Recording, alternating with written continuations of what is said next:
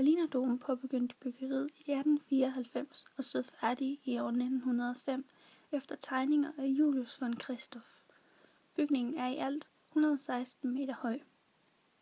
Berliner Dom er fra den stilperiode, der kaldes klassicismen, som også er kendt som stilforvirring. Her var man præget af at gå tilbage i tiden og finde inspiration i fortiden. Derudover er man blevet bedre til at producere glas og stål, som nu kan bruges på nye måder. Berliner Dom er inspireret af Peterskirken i Rom,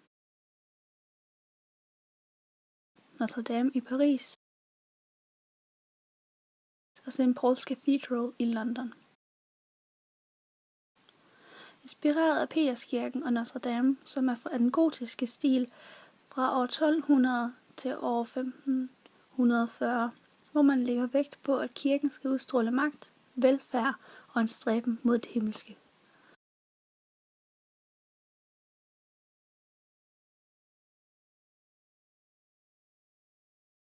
St. Paul's Cathedral er i sig selv en stilforvirring, sammensat af 3 forskellige tider: den gotiske, barokken og klassicismen.